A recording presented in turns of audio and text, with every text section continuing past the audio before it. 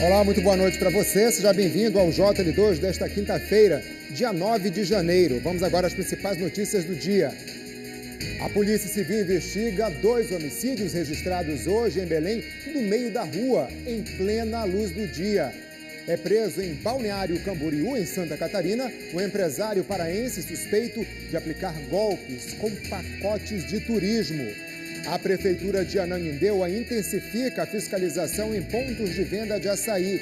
Já são 10 casos confirmados de doenças de Chagas no município. E os preparativos para o concerto, que vai celebrar os 30 anos da Orquestra Sinfônica do Teatro da Paz. Agora, aqui no JL2.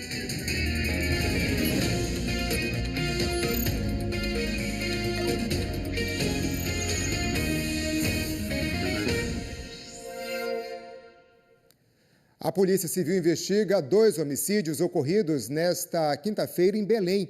Os autores dos crimes surpreenderam as vítimas no meio da rua. Até agora, os criminosos não foram identificados. Os vestígios do crime ficaram espalhados pelo chão. A travessa Alferes Costa, entre as avenidas Duque de Caxias e Rômulo Maiorana, foi interditada para a realização da perícia. O caso aconteceu por volta das 10 horas da manhã. Pai e filho faziam um serviço de pintura na área quando foram surpreendidos por 2 homens em uma moto. A dinâmica do crime está sendo apurada pela polícia. 2 homens numa motocicleta desceram, o garupa desceu e perseguiu um dos homens. O filho, a gente descobriu que seria o filho, onde foi efetuado disparos, uma média mais ou menos de 6 disparos, onde ele veio a óbito. A vítima foi Raimundo Rafael Lima da Cunha Amorim, de 25 anos, que morreu na hora. O caso já está sendo investigado. A expectativa é que as imagens registradas por câmeras de segurança na área possam ajudar a identificar e localizar os suspeitos. Até o momento, ninguém foi preso. Cerca de 1 hora depois, outro assassinato foi registrado aqui na Avenida Júlio César, no bairro Maracangalha, em Belém. A vítima foi Gerlanderson de Souza Piedade. O homem foi encontrado na calçada com vários disparos pelo corpo. Ele estava ao lado de uma igreja evangélica quando foi atingido. Morreu antes da chegada do socorro médico. A área foi isolada para perícia. A Polícia Civil investiga a motivação do crime e como tudo aconteceu. Mortes violentas que precisam ser investigadas. A Polícia Científica do Pará informou que vai liberar os corpos das vítimas às famílias assim que forem periciados. A Divisão de Homicídios está fazendo a apuração desses casos. Testemunhas estão sendo ouvidas para auxiliar nas investigações. Um homem também foi morto a tiros em Marabá, no sudeste do estado. A vítima estava com mais 2 pessoas em um carro e não teve chance de defesa. Na lataria do veículo, as marcas da violência. Segundo a polícia, um homem em uma motocicleta se aproximou do veículo e efetuou diversos disparos de arma de fogo. O empresário Anderson Torres dos Santos, de 32 anos, morreu na hora. Além da vítima, outras 2 pessoas estavam no veículo, mas não foram atingidas pelos disparos. A motivação do homicídio ainda é um mistério. A Polícia Civil identificou uma casa que pode ter ligação com o crime. A porta do imóvel precisou ser arrombada para a entrada dos agentes. Dentro da residência, os policiais encontraram quase meio quilo de cocaína, além de uma balança de precisão e outros materiais para o tráfico. Buscas são realizadas para localizar o autor do crime. E uma operação do IBAMA desarticulou um esquema ilegal de extração de madeira nos municípios de Uruará e de Altamira, na região sudoeste do estado. As ações de fiscalização resultaram na aplicação de mais de 13 milhões de reais em multas. A operação do IBAMA fiscalizou serrarias irregulares e o descumprimento de embargos por crime ambiental. Os fiscais disseram que desarticularam um esquema de processamento, armazenamento e transporte de madeira de origem ilegal. O IBAMA fechou serrarias irregulares e apreendeu milhares de metros cúbicos de madeira. Estruturas clandestinas utilizadas para atividade ilegal foram demolidas. Uma serraria do distrito de Castelo de Sonhos, embargada em agosto do ano passado, por não ter licença ambiental e utilizar madeira sem comprovação de origem, voltou a operar sem autorização. Há indícios de que 155 metros cúbicos de madeira em tora e 255 metros cúbicos de madeira serrada podem ter sido extraídos ilegalmente da terra indígena Baú e da base aérea da Serra do Cachimbo, no Pará. O IBAMA também fiscalizou 4 serrarias em Uruará, onde foram identificadas evidências de processamento e armazenamento de madeira ilegal que pode ter sido retirada da terra indígena Cachoeira Seca. Durante a vistoria, os fiscais verificaram divergências entre o volume de madeira declarado no sistema oficial e a quantidade do produto que estava no pátio das empresas. As atividades das serrarias foram suspensas, parte da madeira foi doada e a outra parte inutilizada. Ao todo, foram apreendidos mais de 4.000 metros cúbicos em tora e mais de 1.000 metros cúbicos de madeira serrada. O IBAMA aplicou R$13.700.000 em multas às empresas fiscalizadas. E a dona de um restaurante foi autuada hoje na cidade de Uruará, no sudoeste do estado, por furto de energia. O flagrante foi feito pela Polícia Civil com apoio da concessionária de energia. Os policiais identificaram uma ligação clandestina que desviava a energia em 2 fases, o que permitia um consumo mensal de 1.000 quilowatts sem o registro no medidor. A mulher foi conduzida à delegacia de Uruará para prestar esclarecimentos. Esse foi o 3º caso de furto de energia em Uruará, confirmado em 24 horas. Ontem, um empresário foi flagrado cometendo o mesmo crime em uma fábrica de gelo, usando uma ligação subterrânea que desviava energia suficiente para abastecer 30 casas por mês. O 3º caso foi registrado em uma loja de conveniência. Todas as ligações clandestinas foram interrompidas e os responsáveis vão responder a um inquérito por furto de energia. Em Ourilândia do Norte, no sul do estado, uma câmera de segurança registrou o roubo de uma motocicleta. O crime foi em plena luz do dia. Eram 5h43 da tarde quando o suspeito aborda 2 mulheres que estavam em uma moto. Ele aponta a arma para uma das vítimas, que se afasta com medo. Em seguida, o criminoso vai até o veículo e sai pilotando tranquilamente. O crime aconteceu próximo a uma igreja, onde havia uma grande movimentação de pessoas, no centro de Ourilândia do Norte. A polícia segue à procura do assaltante. O caso é investigado pela Delegacia de Ourilândia do Norte. Informações que possam auxiliar nas buscas ao criminoso devem ser repassadas pelo Disque Denúncia. O número é 181 e o sigilo é sempre garantido. Um prejuízo de quase R$200 mil. Esse é o valor que pode ter sido desviado de um açougue no município de Santa Bárbara, na região metropolitana de Belém. O dono do estabelecimento começou a desconfiar do golpe e procurou a polícia para denunciar o caso em maio do ano passado. Depois de meses de investigação, foi identificado o principal suspeito, que tinha recebido mais de 146 transferências bancárias via Pix, todas relacionadas à venda da carne desviada do estabelecimento. Eleilson Pereira da Assunção, que era funcionário do açougue, teve a prisão preventiva decretada pela Justiça esta semana. O mandato foi cumprido ontem, em Santa Bárbara. Eleilson Pereira de Assunção vai responder pelo crime de furto qualificado pelo abuso de confiança. Ele segue à disposição da Justiça.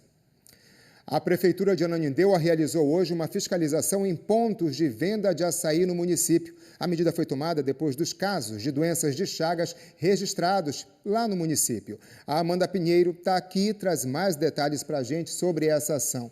Boa noite, Amanda.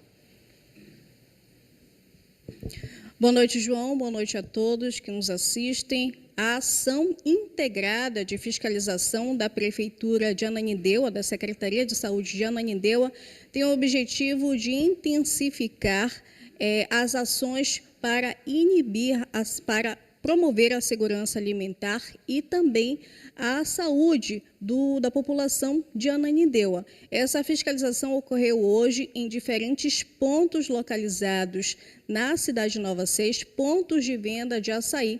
Durante a ação foram avaliadas as condições de manuseio, manipulação e os equipamentos de processamento do açaí. Documentos e licenças também foram analisadas. Segundo a Secretaria de Saúde de Ananindeua, 10 casos da doença de Chagas já foram confirmados no município, uma morte e 8 casos estão em investigação. Essa ação também teve caráter educativo, então foram levadas informações sobre o manuseio correto, as boas práticas de manuseio do açaí e também sobre a legislação vigente para a comercialização do fruto. A gente lembra que essa semana uma pessoa morreu no município de Ananindeua em decorrência da doença de Chagas. A vítima foi o Ronald Maia da Silva, de 26 anos. Ele ficou cerca de 20 dias sem descobrir o diagnóstico da doença até que veio a óbito. Estava internado em uma unidade de pronto atendimento em Ananindeua, depois foi transferido para outra unidade e, infelizmente, veio a óbito. A gente lembra que também tem meios de comunicação e outras formas para que a população possa denunciar e sempre ficar atenta aos sintomas da doença de Chagas. A Secretaria de Saúde de Ananindeua informou que segue acompanhando os casos e prestando assistência aos pacientes. João.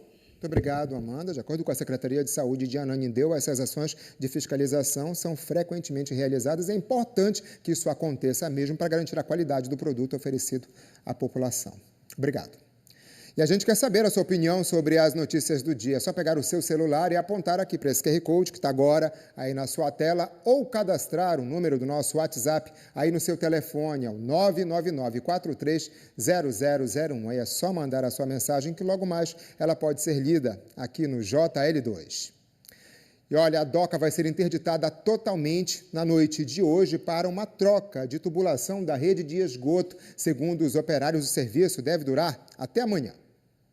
A obra começou nesta quarta-feira no cruzamento da Avenida Visconde de Souza Franco com a Rua Manuel Barata. Segundo trabalhadores da Secretaria de Zeladoria Urbana de Belém, que estão trabalhando no local, a motivação da obra é a troca da tubulação antiga por uma nova, maior, para suportar o esgotamento sanitário de todo o entorno. A previsão é de que pelo menos até amanhã todo esse trecho ainda esteja em obras. Os operários disseram ainda que vai ser preciso fechar completamente a doca para realizar a troca da tubulação, o que deve ser feito hoje à noite. O reflexo no trânsito já é sentido nas transversais, como a Quintino Bocaiúva. Alguns motociclistas insistiram em furar o bloqueio e avançaram no perímetro interditado. A obra também impactou e colocou em perigo os pedestres. A gente geralmente passa aqui na faixa, né, e lá tava molhado. Teve que atravessar e é perigoso também lá, porque os ônibus podem passar e molhar a gente tudo. E também atropelar a gente, quem sabe, né? Este senhor insistiu em passar pelo meio da obra, correndo o risco de escorregar e cair no buraco. Éder fala de uma outra consequência da obra, o mau cheiro vindo do esgoto, que trouxe incômodo para quem mora ou passa próximo ao local. Isso tem impactado as suas vendas? Até agora não, só o cheiro que está incomodando alguns clientes que estão consumindo aqui. A Prefeitura de Belém, por meio da Secretaria Municipal de Zeladoria e Conservação Urbana, a CESEL, informou que a intervenção realizada na Avenida Visconde de Souza Franco, a DOCA, aí na esquina com a Manuel Barata, tem o objetivo de solucionar um ponto crônico de acúmulo de água registrado no local. A gente sabe, né? Sempre que chove. Após a conclusão da ligação da drenagem, será realizada, então, a recomposição do pavimento no trecho afetado. A intervenção integra as ações permanentes de manutenção da drenagem urbana, com o objetivo de reduzir alagamentos e melhorar a trafegabilidade na área urbana. E veja a seguir, é preso em Santa Catarina um empresário paraense suspeito de estelionato envolvendo pacotes de turismo. Direto de Pernambuco, as informações do Clube do Remo, que deve oficializar hoje o colombiano Juan Carlos Osório como técnico do time. E o concerto que vai comemorar os 30 anos da Orquestra Sinfônica do Teatro da Paz. ao STP. São 7h13. Temos imagens ao vivo aqui da Avenida Visconde de Souza Franco, a Doca. Você lembra? Aí o trecho da Doca, próximo a Manuel Barata, vai ter interditado hoje à noite. Está chovendo e aí o trânsito vai ficar bem mais complicado nessa parte da capital. A gente já consegue perceber lentidão aqui, ó, nessa pista. Volto já.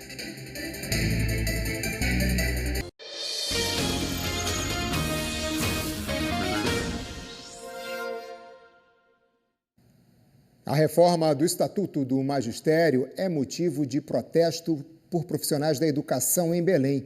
A Prefeitura alega que essas mudanças representam avanços e que garantiriam mais direitos para os profissionais.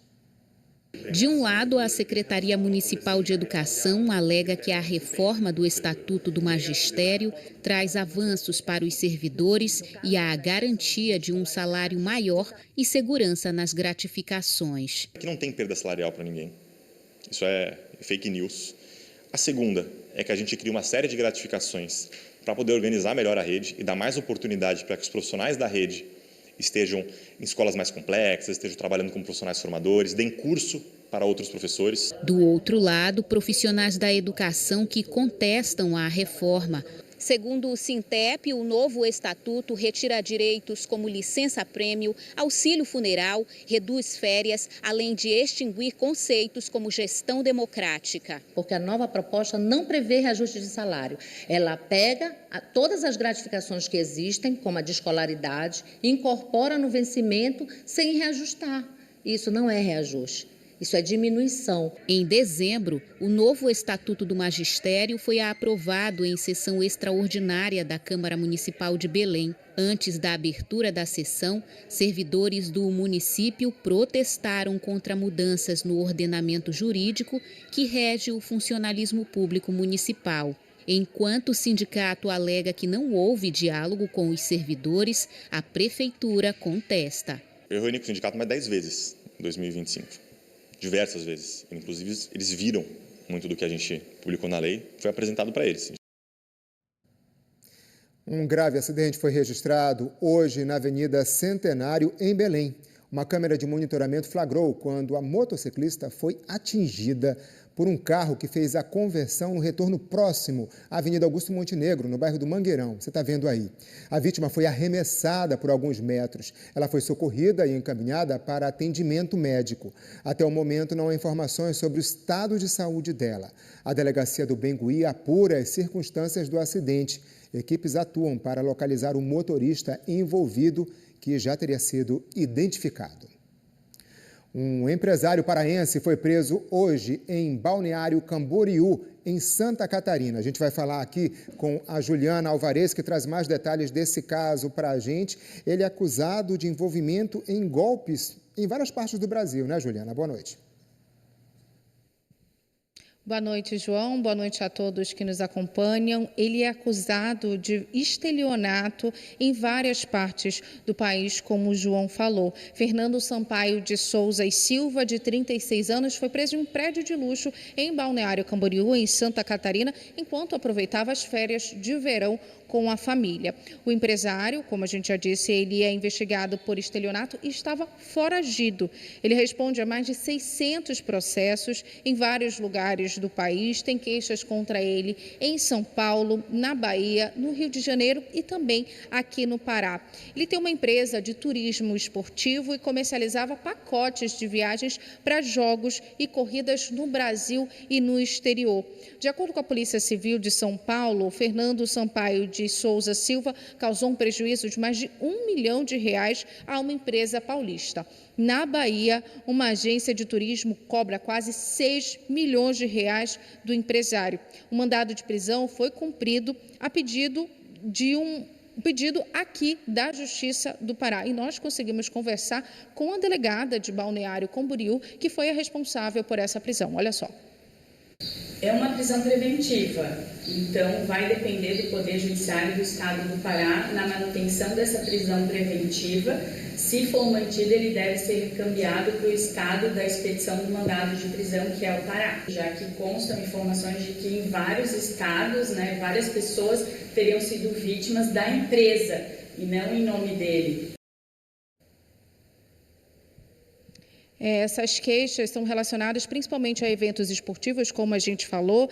Tem registro da final da Libertadores de 2022, reclamação de clientes, e também da final da Champions League em 2024. Então, prejuízo aí para as pessoas que buscavam essa empresa, né, a fim de acompanhar Esporte Brasil afora, João. Obrigado, Juliana. Prejuízo financeiro e frustração, né? Porque sempre se cria uma grande expectativa sobre a ida a um evento, muitas vezes se envolve familiares, crianças. Triste.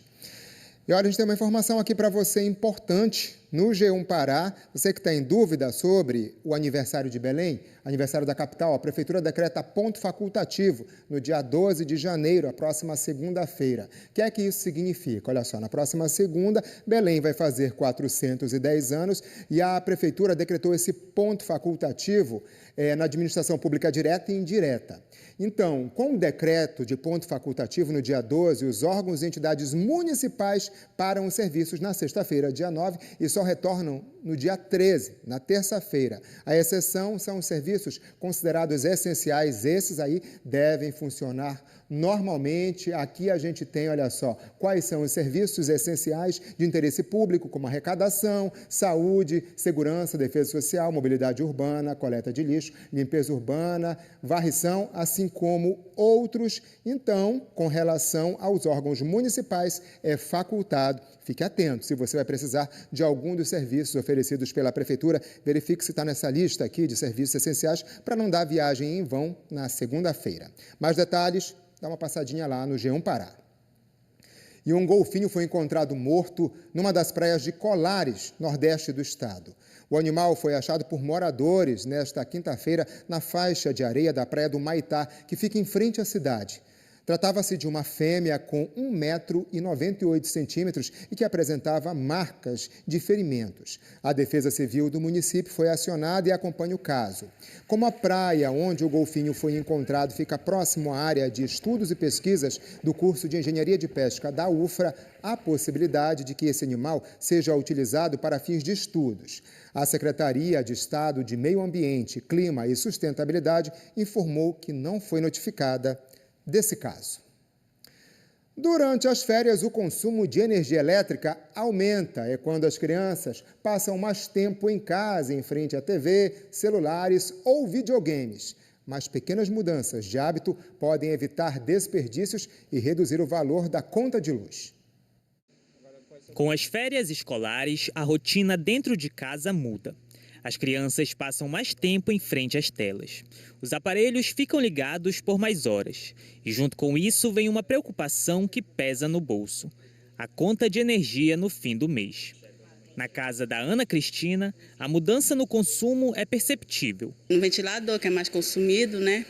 Aí eu digo pro meu menino, desliga mais o ventilador para consumir menos, né?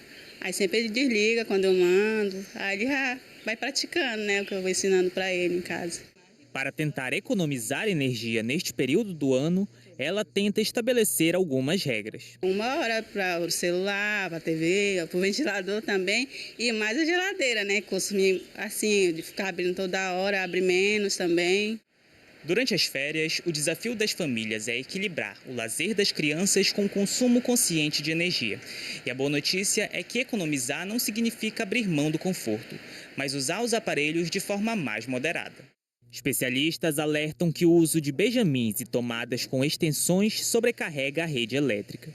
Além disso, muitas famílias cometem outros erros no dia a dia, que acabam pesando no valor da conta de luz. Esses são fatores, né, simples, que a pessoa está num cômodo da sua casa, ela sai e acaba esquecendo, né, de desligar a sua luz, desligar suas centrais quando você sair. Por mais que você desligue no controle, mas ela fica ligada. Você não percebe, mas ela fica sobreaquecendo ali, sobrecarregando. O famoso carregador na tomada, que a pessoa bota na tomada para carregar, aí ela acaba usando ele e carregando ao mesmo tempo. Esses são perigos que você pode evitar. O desafio é colocar essa garotada para gastar energia fora de casa, né? E assim economiza a energia elétrica. Agora a gente fala de esporte. O Remo segue a pré-temporada de 2026 em Pernambuco. O André Lohan está ao vivo de lá e traz aqui as informações para a gente da preparação do Leão. André, boa noite. Olá, João, muito boa noite para você, boa noite a todos e todas. Eu estou aqui na sala de imprensa do Centro de Treinamento do Retrô, em Camaragibe, na região metropolitana de Belém, onde o Remo está fazendo a pré-temporada desde o sábado, quando iniciou a preparação para esse ano de 2026. Daqui a pouquinho, o técnico Juan Carlos Osório vai ser apresentado oficialmente como novo técnico do Clube do Remo.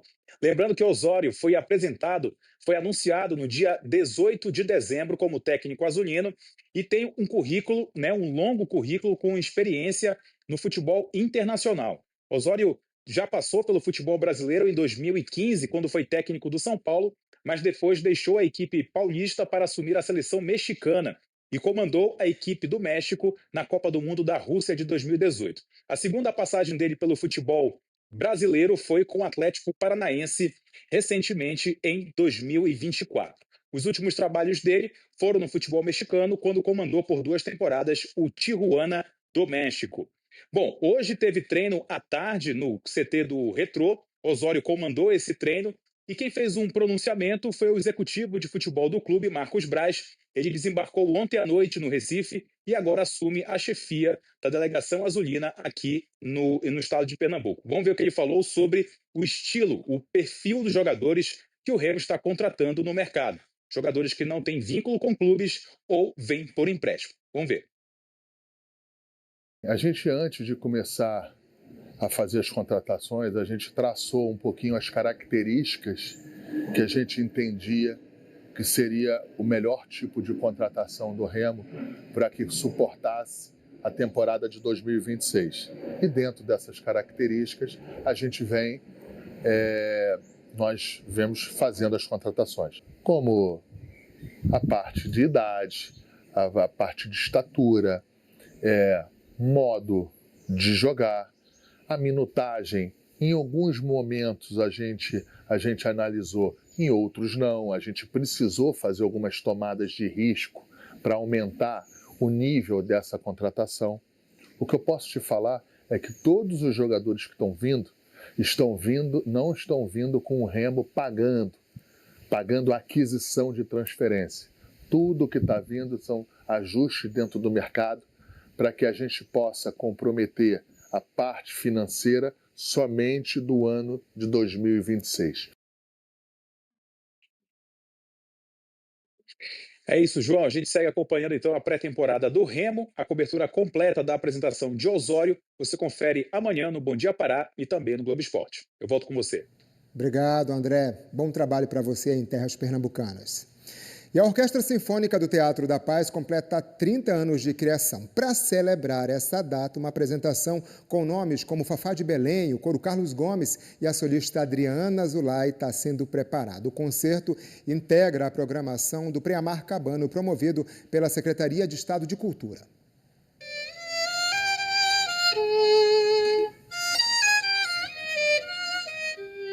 O som do violino já é familiar para Vitória.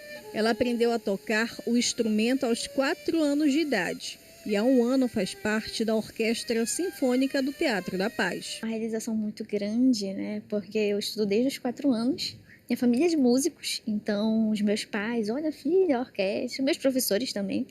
Hoje em dia são falecidas, mas fizeram parte da orquestra. Eu lembro, quando eu era criança, que ela falava assim, nossa, eu quero que você toque na orquestra. Eu nem sabia o que era orquestra na época, mas com o tempo, com a caminhada, eu vim perceber o quão é incrível, quão é importante e é a única que a gente tem aqui, né? Este ano, a Orquestra Sinfônica do Teatro da Paz completa 30 anos.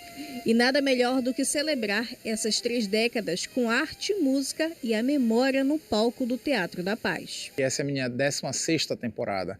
Então, exatamente esse ano estou regendo a orquestra por mais da metade da sua existência. Então, isso cria realmente, por falta de uma palavra melhor, uma cumplicidade entre os músicos que estão no palco. Este é o primeiro concerto do ano da Orquestra Sinfônica do Teatro da Paz.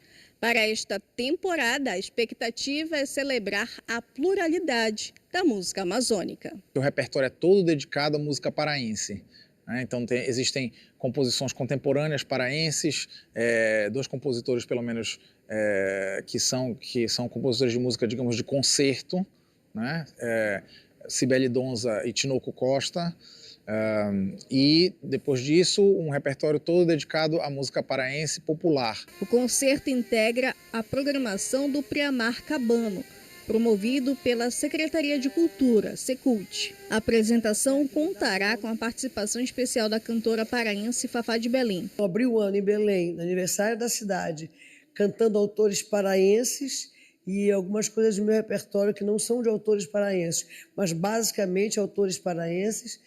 Qualquer sinfonia no Teatro da Paz é um presente para mim gigantesco. O repertório comemorativo inclui músicas e clássicos paraenses, com composições de Paulo André e Rui Barata, Valdemar Henrique e Nilson Chaves. É uma felicidade enorme, né? Pensar que os meus professores fizeram parte da orquestra, né? Trouxeram até onde chegou a Orquestra do Teatro da Paz, né? E poder contribuir com isso é uma enorme felicidade para mim. Entrei aqui na orquestra desde 2012, né? E a gente vem participando de todos os festivais de óperas, festivais de música. E são festivais e são oportunidades como essa de hoje de reafirmar a importância da orquestra no nosso âmbito paraense e do norte inteiro do país também.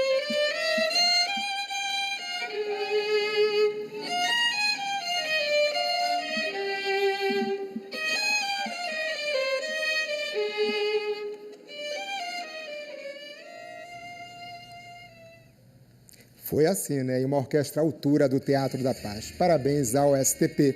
O JL2 de hoje fica por aqui. Muito obrigado pela sua companhia. A gente volta a se ver amanhã. Até lá.